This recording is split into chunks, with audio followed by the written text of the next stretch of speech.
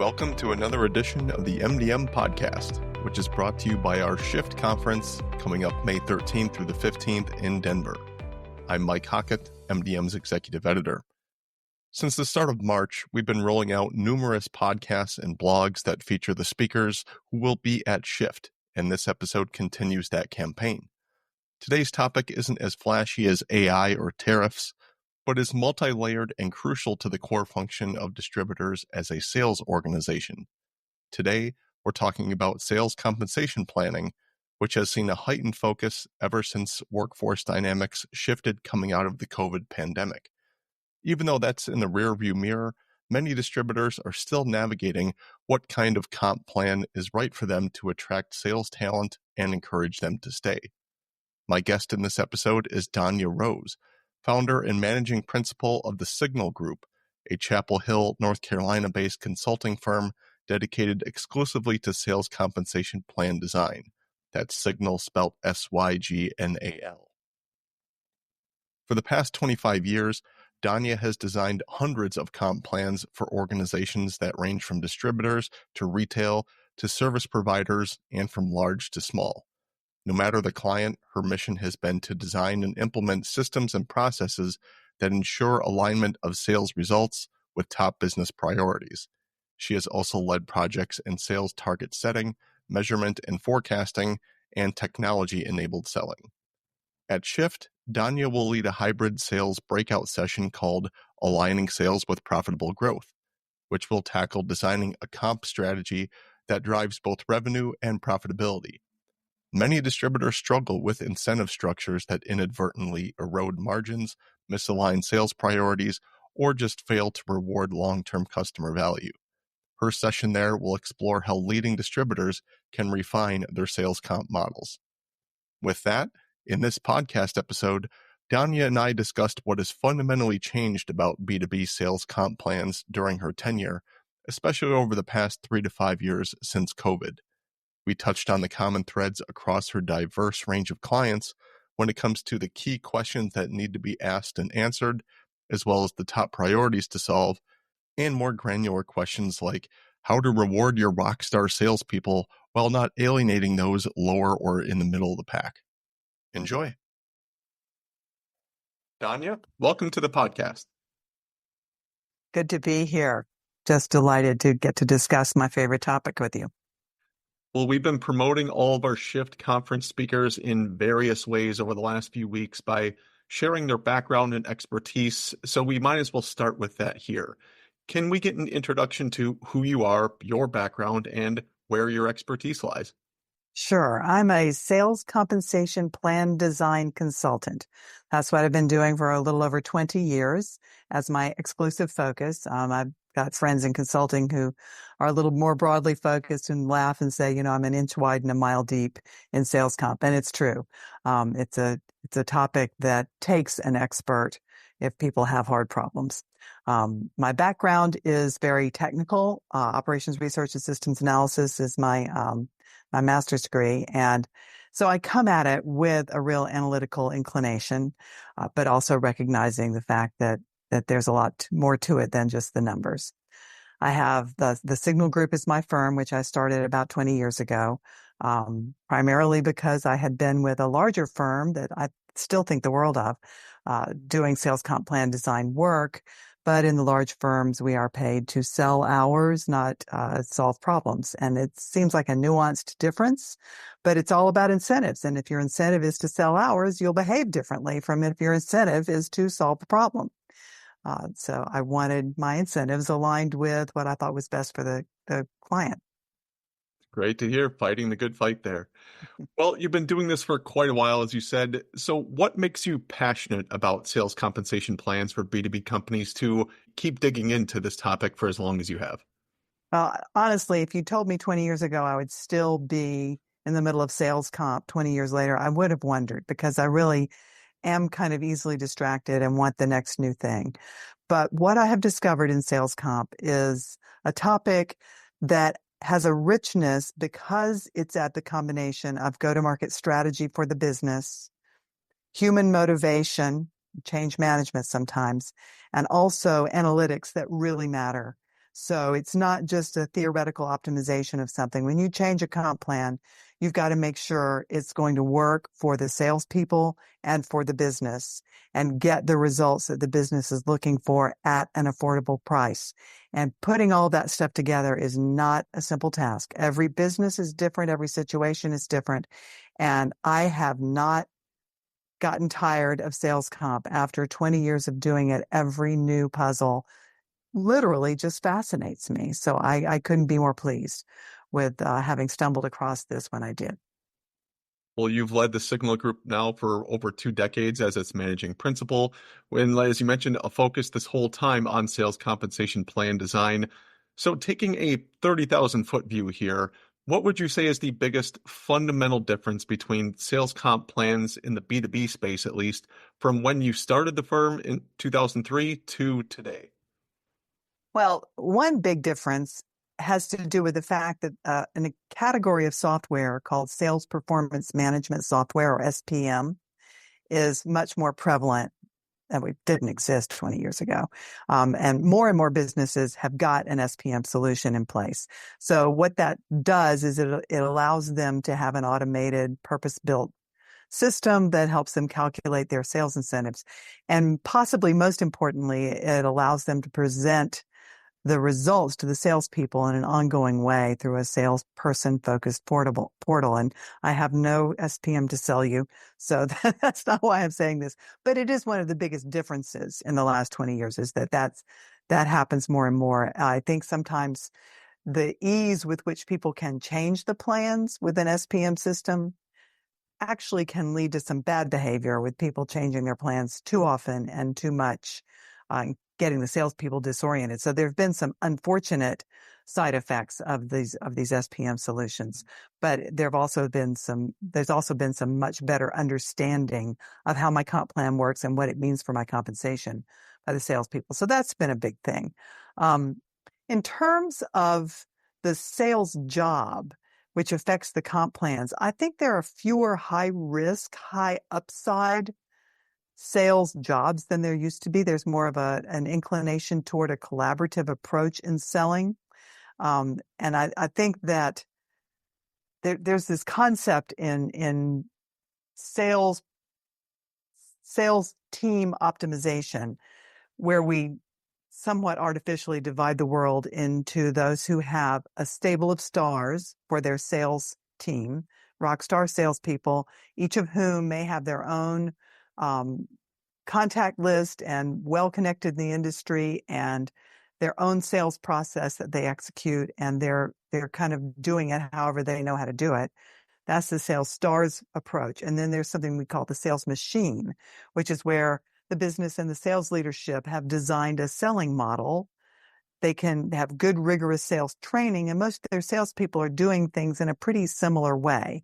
And you can take people that you can find in the world and put them through your training and put them into your selling system and get some pretty predictable results out of it. And so I think there's been a bit of a shift away from the sales stars model and toward the sales machine model, which is actually quite value creating for the business, because if you're just thinking of, for example, buying a business, would you want to buy a business that had a bunch of rock star salespeople who could leave with all of their rock starness? Or would you prefer to buy a business where they knew how to get this stuff sold and they could make use of good quality talent and reliably get good sales results? You probably pick the sales machine. So it's well aligned with value creation for the business. And in the long run, I think is a more stable solution. I think over the last 20 years, more and more businesses have figured that out.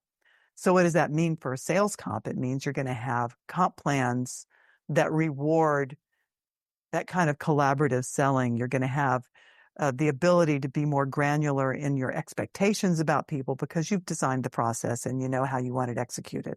And so you can be a little more directive with the comp plan. So there are a lot of things you can do in a sales machine world to reward for the behaviors you want that in a sales stars world, you just kind of have to share some of the revenue or the margin with the seller and hope they're doing it in a way that you're going to be proud of later on. Well, that's some great perspective there. And yeah, I appreciate the kind of touching on both those camps of rock star salespeople and then that migration towards the more machine kind of setup here. And it's definitely something I picked up on as well.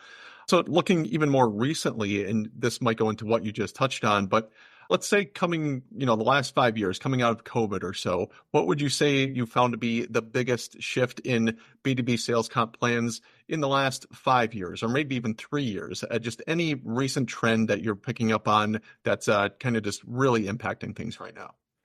Well, sales comp is role-based comp, which means sales comp has got to align itself with the nature of the selling role. So if the roles don't change, the best comp approach doesn't necessarily change. But one of the biggest changes in the sales roles that came out of COVID has been a blurring between inside and outside sales.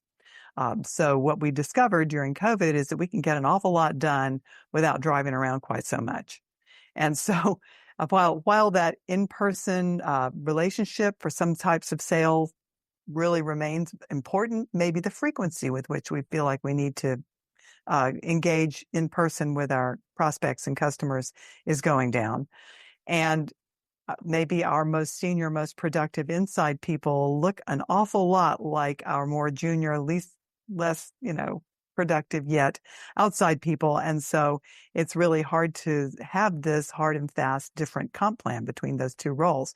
So that's one of the things I'm seeing is a blurring of the role and therefore much more close alignment in the plans, if not obliterating the difference between the two plans. So I see some of that happening.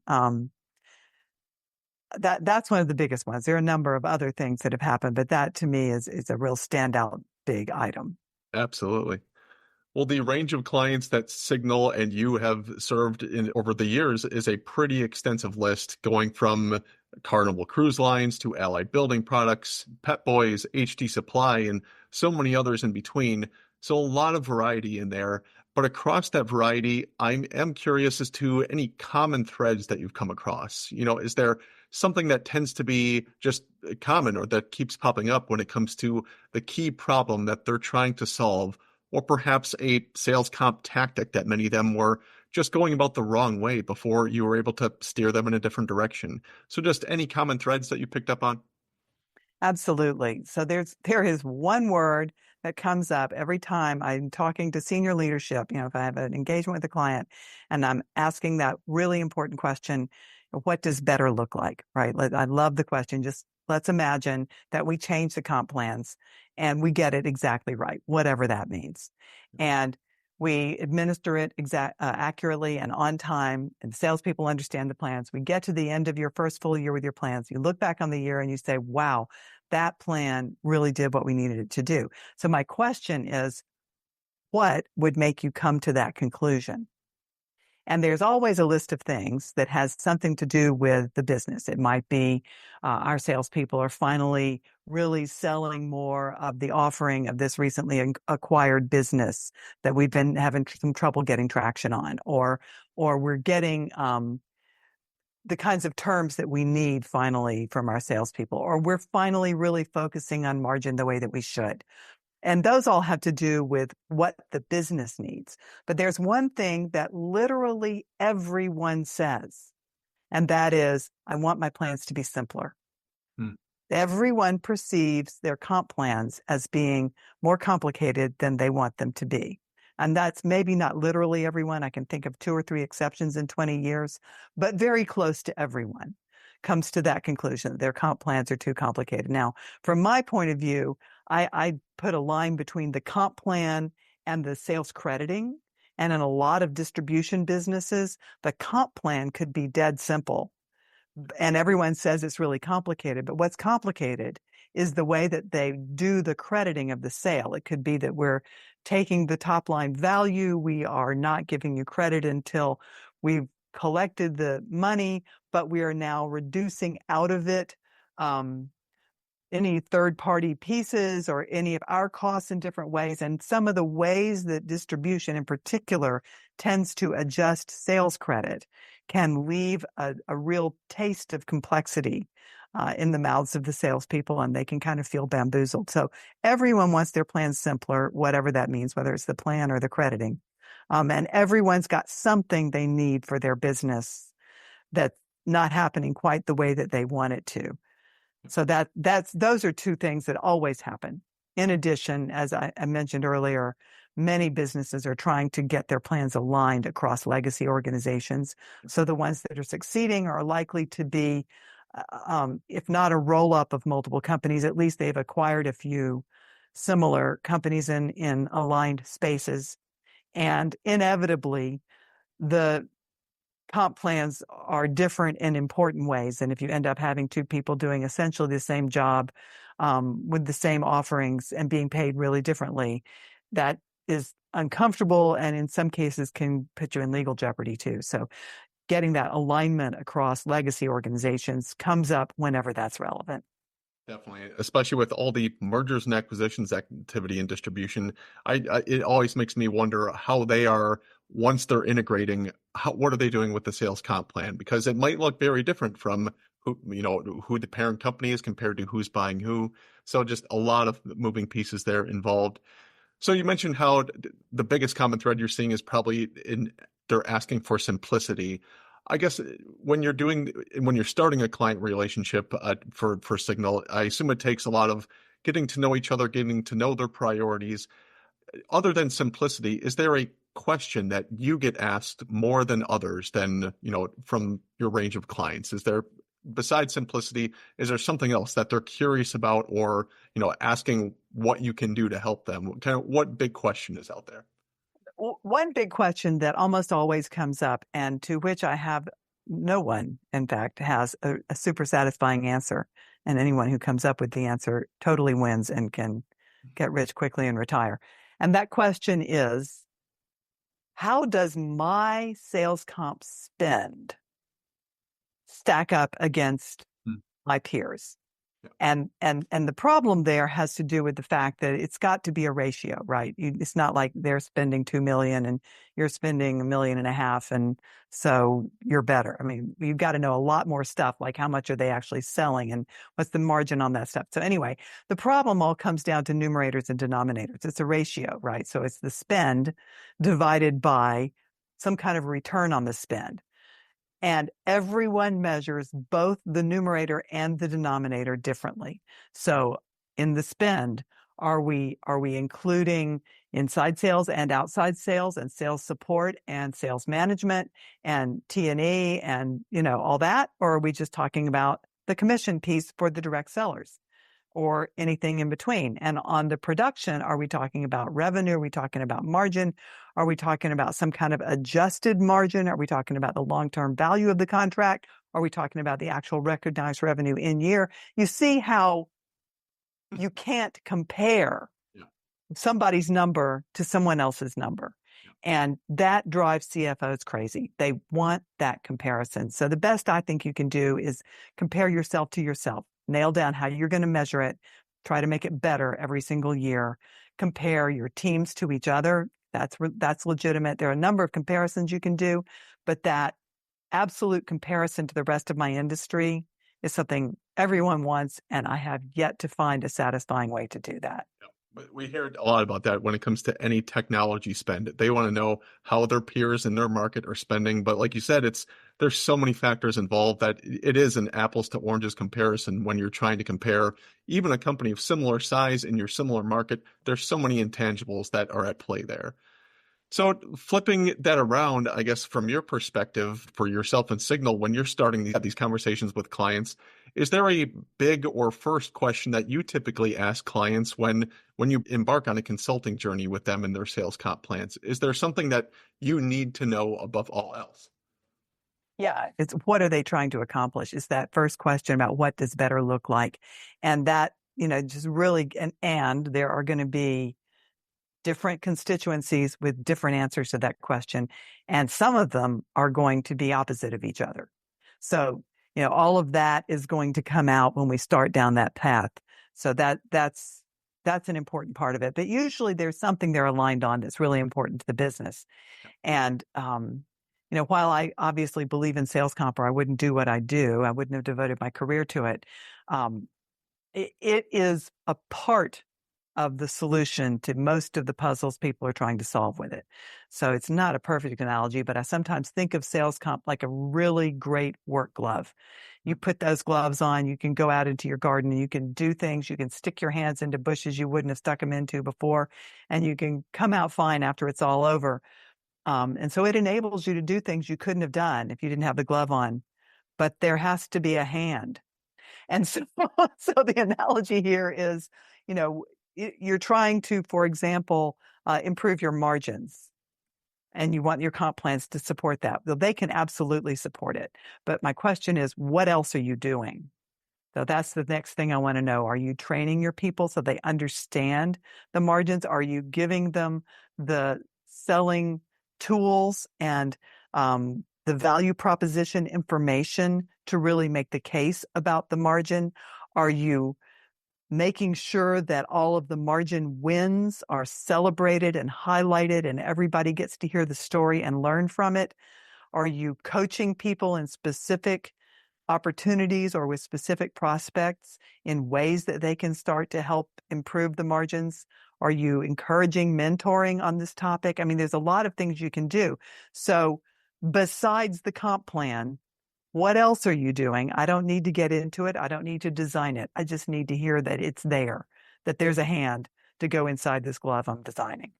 I'm picking up that there are a lot of questions involved with that kind of feeling out process to learn what their priorities are and what they've been doing and what their goals are. Well, you will be speaking at MDM's upcoming Shift conference held May 13th through the 15th in Denver. And we've always built Shift around 4 core content pillars with hybrid sales, digital transformation, data analytics, and culture. And you'll be leading one of our hybrid sales tracks where you're leading a session called Aligning Sales Compensation Plans with Profitable Growth. We don't want to spoil too much of it here, but can you share a teaser or a little bit of a preview of what you plan to cover in that session? Sure.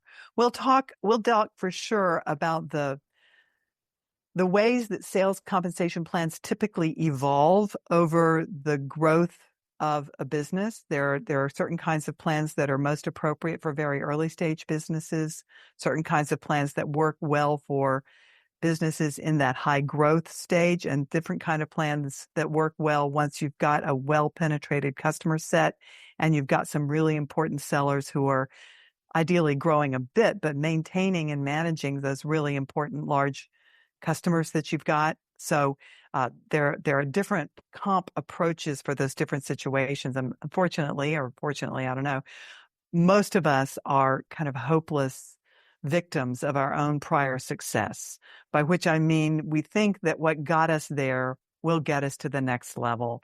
And when it comes to sales comp, that is not always the case. Because there are things that need to change as a business grows and evolves.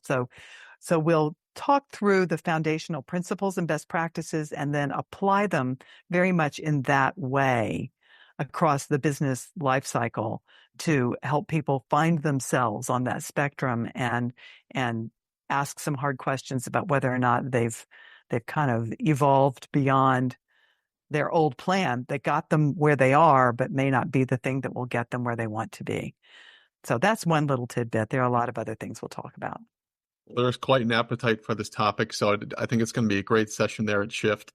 So before we sign off here, any final thoughts on this topic of sales comp plans in distribution and just why this is such a vital topic right now? Well, I think it's going to be a really interesting topic this very year. I think I'm sensing a whole lot of uncertainty out there.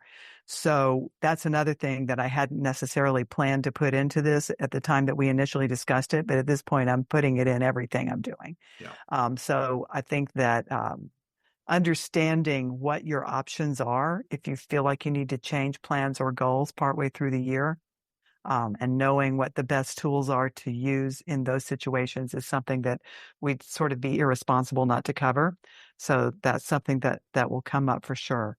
So there's a lot here, and I hope you can tell by talking to me that I continue to be very excited about this.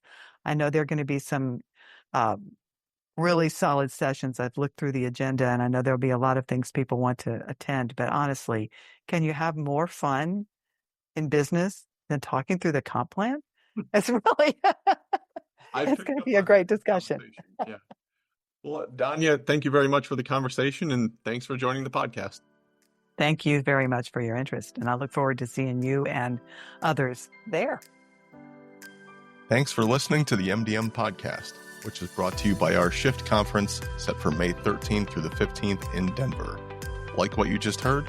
You can find our entire podcast library at mdm.com/podcasts, as well as wherever you listen to podcasts.